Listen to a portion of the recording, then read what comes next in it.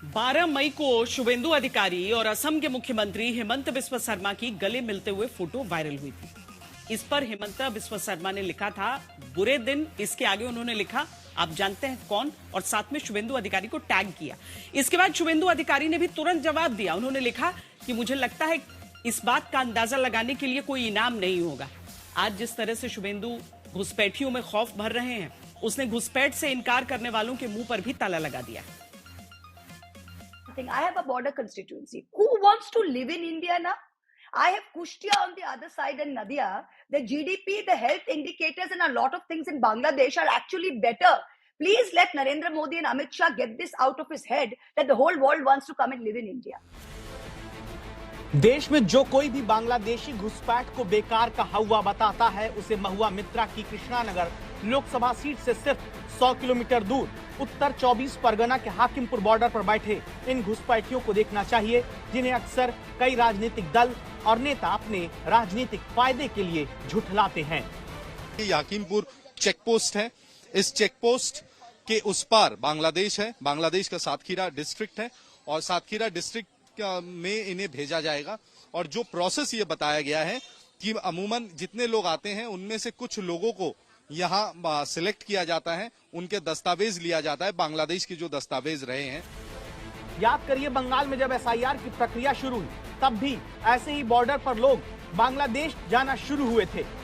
ये लॉकडाउन बছর আগে মানে আর্লি লকডাউন শুরু হয়ে কিভাবে আর যাতে পারেনি সুরাইপথে এলাম। কোন জায়গা থেকে?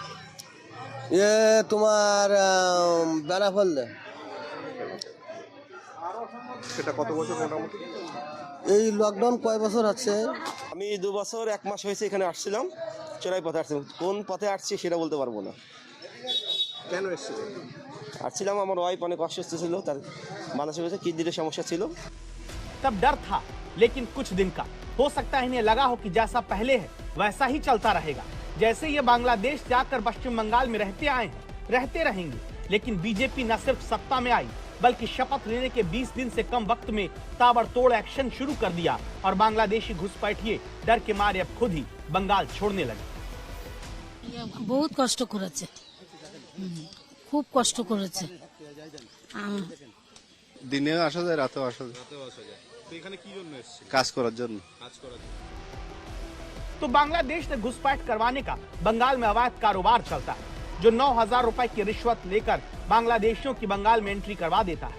सबसे बड़ी बात यह कि बांग्लादेश से आने वाले ये लोग या तो काम की तलाश में भारत आते हैं या फिर इलाज करवाने के। मतलब भारत में बांग्लादेश के लोगों को बेहतर सुविधाएं और भविष्य दिखता है, जो उन्हें घुसपैठ के लिए प्रेरित करता है, जो उस दावे के बिल्कुल उल्टा है कि भारत में कोई क्यों आना चाहेगा। लेकिन इस मामले में सबसे खबरदार करने वाली बात यह है कि भारत में घुसपैठ करना आसान है और घुसपैठियों को बांग्लादेश भेजना थोड़ा कठिन। पश्चिम बंगाल में नया सरकार आने के बाद घुसपैठियों को चिन्हित करने के लिए 3D नीति अपनाई है, यानी डिटेक्ट, डिलीट और डिपोर्ट। और इसी के तहत अलग अलग जिलों में होल्डिंग सेंटर्स बनाए जा रहे हैं। और इसी बीच पश्चिम बंगाल के उत्तर 24 परगना के हाकिमपुर बॉर्डर में एक बार फिर सैकड़ों तादाद में लोग जो अवैध रूप से बांग्लादेश से भारत प्रवेश किए थे, उनकी भीड़ नजर आ रही है। एक के बाद एक लोग गुहार लगा रहे हैं कि उन्हें उस पार यानी बांग्लादेश भेजा जाए। ये माना जा रहा है कि यह होल्डिंग सेंटर बनाने की खबर फैलने के बाद लोगों में, खासकर इन घुसपैठियों में एक आतंक बैठ गया है कि अगर उन्हें गिरफ्तार कर लिया गया तो फिर आगे क्या होगा।